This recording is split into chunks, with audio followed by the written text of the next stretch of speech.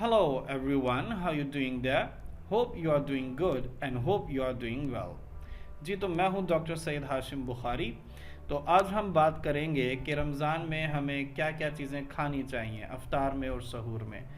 तो अलबत्ता हमें इस चीज़ का तो पता ही है कि रमज़ान ऑफ कोर्स बहुत ज़्यादा अफजल है, और एक हदीस में जिसका नंबर है बुखारी का 1397, जो कि एक थोड़ी सी लंबी हदीस है, लेकिन वहाँ पर तीन चीज़ें बयान की गई हैं। उनमें से एक चीज़ रमज़ान है, रमज़ान के फ़र्ज़ रोज़े जिनको रखने वाले के लिए जन्नत की बशारत दी गई है। मैं रिपीट करूँगा जी, हदीस नंबर है बुखारी 1397। तो इसके अंदर जिसने रमज़ान, तीन चीज़ों के इस बारे में ज़िक्र किया गया है, लेकिन उनमें से एक रमज़ान है, जिसने रमज़ान के रोज़े रखे उसे भी जन्नत की बशारत दी गई है। So before we start our video, please make sure to like and subscribe my channel. By doing this you are supporting me, and of course you are having a great information from this platform. जी तो अब हम start करते हैं सहूर से, यानी कि सहरी से। और सहरी के बारे में हदीस में आता है, बुखारी शरीफ में आता है, हदीस नंबर 1923 जी 1923 सही बुखारी की एक हदीस है। उसके अंदर आता है कि सहरी खाया करो, सहरी में बरकत है। तो अब हमें देखना चाहिए कि सहरी के अंदर हमें क्या खाना चाहिए।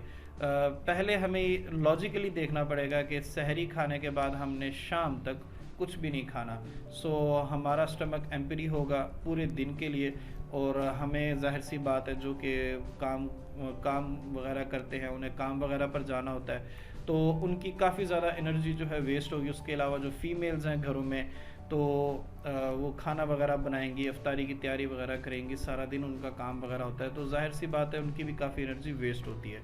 तो हमें ऐसी चीज़ खानी है जिससे कि हमें प्यास भी ना लगे, और ऐसी चीज़ खानी है जिससे कि हमारा स्टेमिना बरकरार रहे पूरे दिन के लिए। तो सहरी में हमें थोड़ा सा हैवी खाना खाना चाहिए, जैसे कि पराठे हो गए, ठीक है, और उसके साथ अच्छा सा मतलब कोई सालन हो जो प्रोटीन से भरा हुआ हो, मतलब गोश्त हो गया या कुछ भी अच्छा ताकत देने वाली चीज़ हो।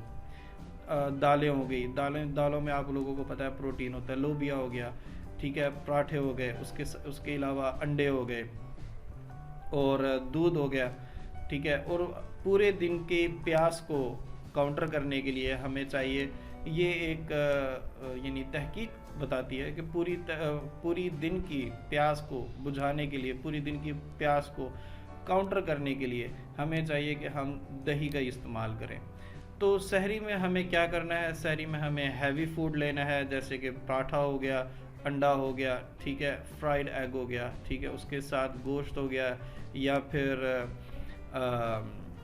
गोश्त के अलावा जो दालें हो गई, लोबिया हो गया, ठीक है।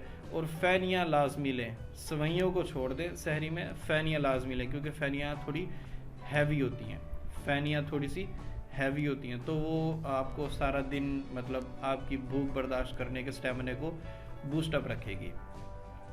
तो ये था जी सहरी के बारे में। तो अब अफ्तार कैसे करना है। अब सारा दिन जो हम भूखा रहेंगे, ठीक है, कुछ लोग ऐसे होते हैं कि वो अफ्तार में इतना कुछ नहीं खाते, या कुछ ऐसे होते हैं जो अफ्तार में बहुत ज़्यादा हैवी खा लेते हैं, ठीक है। तो दोनों एक्सट्रीम पर नहीं जाना, ना हमने थोड़ा कम खाना, बहुत कम खाना है, और ना ही हमने बहुत ज़्यादा खाना है। हमें अफ्तार के अंदर हल्की फुल्की खुराक रखनी है। सबसे ज़्यादा इम्पोर्टेंट जो है वो है पानी, ज़्यादा से ज़्यादा पानी पीना है। और सबसे पहले तो खैर हमने अफ्तार जब करनी है, ये तो हदीस में भी है कि खजूर से रोज़ा अफ्तार किया जाए, ठीक है। खजूर क्योंकि खजूर के अंदर कैलोरीज बहुत ज़्यादा होती हैं, प्रोटीन होता है, ठीक है, उसके अलावा शुगर होता है, शुगर कंटेंट होते हैं, काफ़ी कुछ होता है जो कि इंसान को फ़ौरन ही बूस्ट अप कर देते हैं, ठीक है। खजूर हमें लेनी है, खजूर के साथ रोज़ा अफ्तार करना है। एक खजूर के अंदर ऑलमोस्ट 1.5 से 2 गंदम की रोटियों के बराबर ताकत होती है, तो वो इंसान को फ़ौरन एनर्जी प्रोवाइड कर देती हैं, ठीक है। उसके बाद हमें लेना है पानी, जितना हो सके हमें पानी पीना है, लेकिन ऑफ कोर्स ऐसा नहीं करना कि सारा पानी एक ही दफ़ा में पी लेना है, आराम से पानी पीना है। تو کم سے کم 3 لیٹر یا 3.5 سے 4 لیٹر پانی تو مسٹ پینا ہی پینا ہے، افطار سے لے کر سحور تک 3-3.5 لیٹر پانی مسٹ پینا ہی پینا ہے، اور یہ میں وہ بتا رہا ہوں جو کم سے کم ہے۔ اچھا، اب پانی کیسا ہو؟ پانی کے کیونکہ ہمارے جسم میں سارا دن کام وغیرہ کر کے، یا خواتین جو گھروں میں کام کرتے ہیں، ان کے جو باہر لوگ ہیں وہ کام کرتے ہیں، یہ سب کچھ کرنے کے بعد ان کے جسم کی جو پاور ہے وہ لو ہو جاتی ہے، ٹھیک ہے، انرجی ڈاؤن ہو جاتی ہے، تو اس کو تھوڑا سا بوسٹ اپ کرنے کے لیے نمکیات ہماری ختم ہو جاتی ہے، پسینہ وغیرہ آتا ہے، گرمیوں کے روزے ہیں، تو انہیں چاہیے کہ وہ شکنجبین پئیں، لیمو بیچ میں تھوڑا سا شوگر ہو، ہلکا سا نمک ہو، تو اس کی شکنجی بنا کر وہ پئیں، روح افزا وغیرہ ڈالیں یا انرجائل ڈالیں یا وٹ ایور، جو مرضی ڈالیں، جو فلیور ڈالیں، لیکن شکنجین جو ہے نا، شکنجبین وہ کافی فائدہ مند ہے، کیونکہ یہ آپ کے جسم کی نمکیات کو پوری طرح سے کمپلیٹ کر دیتی ہے۔